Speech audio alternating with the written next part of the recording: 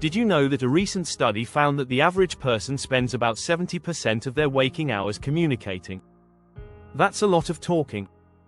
But here's the kicker, most of us are terrible at it.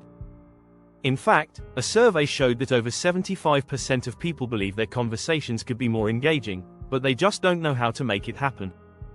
And that's where great dialogue comes in. Imagine you're reading a novel or watching a movie, and the words on the page or the screen come alive. The characters' conversations feel natural, real, and even thrilling. You can hear their voices, feel their emotions, and connect with them on a deeper level. That's the power of freakishly good dialogue. It's what makes a story unforgettable. In this guide, you'll discover the secrets behind writing dialogue that doesn't just move the plot, but also sparks emotions, builds relationships, and even drops hints at twists to come. We'll dive into strategies you can use to make your characters' conversations jump off the page and leave your readers or viewers hanging on every word. Ready to level up your storytelling? Let's get started. Chapter 1. Talk like a pro. How to make your characters speak from the soul. When it comes to writing dialogue, the first key to getting it right is understanding your character's voice. It's not just about the words they use, it's about what those words say about who they are. You need to make sure their speech feels authentic to their background, experience, and emotional state. Think about it, when you talk to your friends, do you use the same words as you would with your boss? Of course not. The same principle applies to your characters. Start by asking yourself, what does my character want in this moment? This helps them stay grounded in their emotional world. If they're scared, they might be more stilted or quick in their responses. On the other hand, a confident character might speak with authority and purpose. How your character says things is just as important as what they say. It's essential to pay attention to the rhythm of speech. People don't always speak in complete sentences, so don't be afraid to break grammar rules. A character might say, "Gotta go now," instead of, "I have to go now." It's natural, and it adds flavor. Author Elmore Leonard famously said, "If it sounds like writing, I rewrite it." Keep your dialogue crisp and conversational, and avoid anything that feels too scripted. Also, consider the environment in which your characters are speaking. The context, whether they're in a stressful situation or having a casual chat, affects the way they talk. If they're in a high-stakes moment, their dialogue will likely be shorter, punchier, and more intense. On the flip side, in a relaxed scene, your characters might take their time with words, making the exchange feel more natural and effortless. Don't forget about body language either. According to linguist Albert Mehrabian, only 7% of communication is verbal, while 93% is nonverbal. A character might say, "I'm fine," but the way they avoid eye contact or fold their arms tells a completely different story. Make sure the dialogue reflects both what's being said and what's left unsaid. Chapter 2. Breaking the silence. When less is more in dialogue. Dialogue isn't always about what is spoken, sometimes it's about what is not. Silence is a powerful tool. Think about it, in any conversation, the pause between words often carries more meaning than the words themselves. A well-timed silence can create tension, show discomfort, or indicate that something's being left unsaid. In fiction, silence can be a form of subtext. A character might stay quiet after a harsh remark, giving the reader room to interpret their thoughts. This doesn't mean your characters should be mute, but rather that their unspoken words carry weight. In fact, some of the most intense moments in literature happen not in dialogue, but in the silence between characters. For instance, in The Great Gatsby, F. Scott Fitzgerald uses silence to convey the emotional distance between the characters. In many scenes, conversations end abruptly, with characters retreating into their own worlds. These silences amplify the sense of isolation and longing that runs throughout the novel. The art of writing effective silence is rooted in understanding the character's emotional state. When a character is angry or hurt, they might not say anything at all. Think about the times in your life when silence spoke louder than any words. Your characters can do the same. To effectively use silence, you'll want to balance it with what's spoken. Too much silence can make a scene feel drawn out or awkward. On the other hand, if there's no room for silence, your characters may come across as too on the nose or artificial. Strive for balance and let the moment breathe. Chapter 3, The Dance of Voices. Creating unique character rhythm. Each character should have a unique rhythm to their speech, like a fingerprint.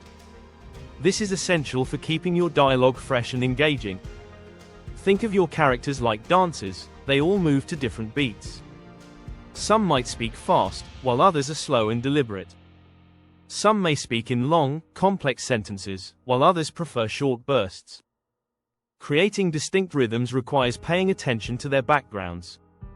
A scholar might have a more formal, precise way of speaking, while someone who grew up in a tough neighborhood might use slang or a more clipped tone.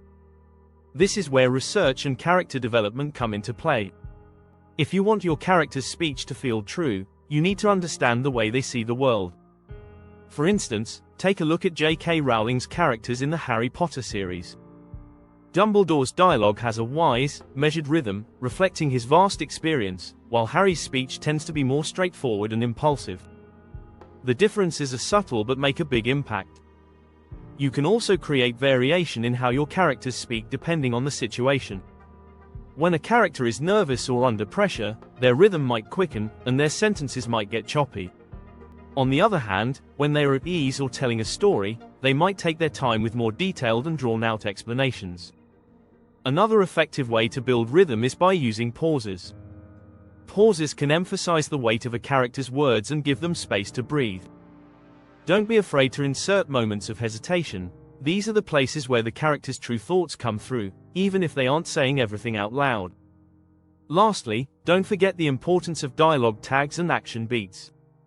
Instead of just writing, "he said," or "she asked," you can show the rhythm of the conversation by adding in body language or facial expressions. For example, "he leaned back in his chair, tapping his fingers." That's one way to look at it. This little action helps establish how the words are said and adds a layer of meaning to the dialogue. By focusing on the rhythm of each character's voice, you can create dynamic and engaging conversations that feel real and natural. And remember, the more you refine their unique voice, the more memorable your characters will be. Subscribe now for more writing tips. Want to keep learning how to craft better dialogue? Hit the subscribe button and don't miss our next chapter. Chapter 4, Snappy and Sassy. Writing dialogue that zings. One of the quickest ways to hook your reader is with dialogue that pops. You know the kind: snappy, clever, and full of energy. This type of dialogue doesn't just serve a purpose, it entertains. Think of the fast-paced exchanges in movies like The Avengers or Gilmore Girls. The witty banter keeps the audience engaged and often reveals something important about the characters. The key to writing snappy dialogue is timing. Just like in comedy, the punchline needs to land at the right moment. Sometimes, the quickest lines have the most impact. This doesn't mean every piece of dialogue should be funny, but a few well-placed witty exchanges can do wonders for character development and pacing. Take a page out of Oscar Wilde's book. Wilde was a master of quick wit, filling his plays with sharp, memorable lines. For example, in The Importance of Being Earnest, Wilde has a character say, "I can resist anything except temptation." It's not only funny but perfectly encapsulates the character's flaws. Snappy lines like this make your dialogue stand out and reveal more than just surface-level conversation. Another trick is using contrast. A funny character often bounces off a more serious one. The playful back and forth between two characters can create sparks and deepen their relationship. For example, in Harry Potter, the constant teasing between Harry and Ron brings humor while also showing their deep friendship. It's the perfect blend of sass and substance. Be mindful, though, of not overdoing it. If every line is a joke, the impact lessens. The best dialogue has a balance.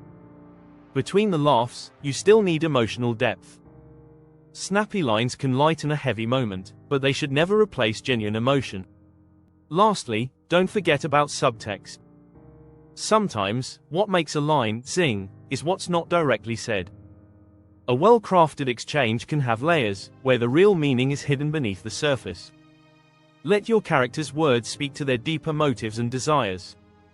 Chapter 5, The Secret Ingredient. How to add realism without overcomplicating. Realism in dialogue is crucial to making your characters feel true to life. But here's the trick: it doesn't mean you need to use every or like that comes to mind. In fact, too much realism can bog down the conversation.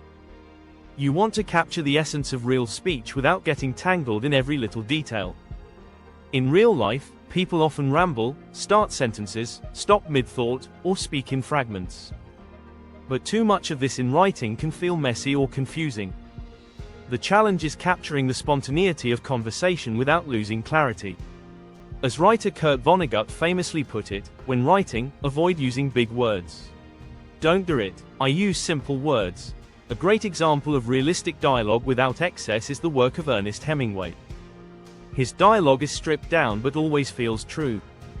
In The Sun Also Rises, Hemingway shows his characters speaking plainly and succinctly. No frills, just real, honest exchanges that reveal so much about their internal worlds. In Hemingway's world, every word counts. Another way to keep dialogue feeling real is to understand your character's emotional landscape. People speak differently when they're upset, nervous, or angry. Take time to think about how each character would speak in any given situation. A character who's frustrated may speak in short, clipped sentences, while a character at ease may ramble more freely. Think about the context of the conversation. A serious discussion might have more weighty language, while a casual chat might include more interruptions or slang. Understanding this dynamic will help you write dialogue that feels both true to life and relevant to the moment. It's also important to stay clear of over-explaining. Sometimes less is more, and your characters don't need to say everything they think. Allow for moments where they leave things unsaid, trusting the audience to fill in the blanks. That's what makes dialogue engaging. It feels like a real exchange, where not every thought is fully expressed. Lastly, be mindful of pacing. Realistic dialogue isn't always slow and methodical. In tense situations, characters might speak rapidly, cutting each other off, which reflects their heightened emotions. In contrast, a more subdued scene might have longer pauses and fewer words. Chapter 6: Twist the Words. How to use dialogue for plot twists and foreshadowing. Dialogue is one of the most powerful tools for planting seeds of plot twists and foreshadowing. The best plot twists often come from subtle clues scattered throughout the conversation, so subtle, in fact, that your audience might not even realize they've been foreshadowed until it's too late. One of the most effective ways to use dialogue for foreshadowing is by making characters say things that, on the surface, seem innocent, but later gain a deeper meaning. Take The Sixth Sense, for example. The moment when Bruce Willis' character asks the child, "Why don't you tell me what you're thinking?" seems like a normal line at first, but it's actually a key piece of the twist that will unfold later. Using dialogue as foreshadowing doesn't mean dropping blatant hints. Instead, you want to hint at something that makes perfect sense in retrospect. Author Agatha Christie was a master of this technique. In Murder on the Orient Express, her characters drop small, seemingly unrelated comments that later become crucial to solving the crime. These early lines build suspense while also preparing the reader for the big reveal. Dialogue can also be used to create dramatic irony, where the audience knows more than the characters. This keeps the reader engaged, as they anticipate when the character will catch on to the truth. Think about how this works in Romeo and Juliet. The dialogue between the lovers is filled with double meanings, and as an audience, we know that their fate is doomed, creating a tension that heightens the emotional impact. Another technique is the use of throwaway lines. These are bits of dialogue that seem irrelevant at first, but later reveal themselves as crucial to the plot. A character may casually mention something in passing that ends up being the key to solving the story's central conflict. These lines often become aha moments for the reader. To use dialogue for plot twists, you also need to think about the characters' motivations. What do they know that others don't? What secrets are they hiding? This can subtly influence how they speak, giving the audience just enough information to question what's really going on. Timing is crucial, too. You don't want to drop a huge clue too early, or it will spoil the surprise. Space these moments out, and make sure they build naturally as the story progresses. Lastly, make sure that the dialogue doesn't give everything away. If you're foreshadowing a twist, you don't want your audience to catch on too soon. Drop just enough hints to make them second-guess what's coming, but leave room for the twist to land with maximum impact. Thanks for reading. Don't forget to subscribe for more tips and tricks to become a master storyteller.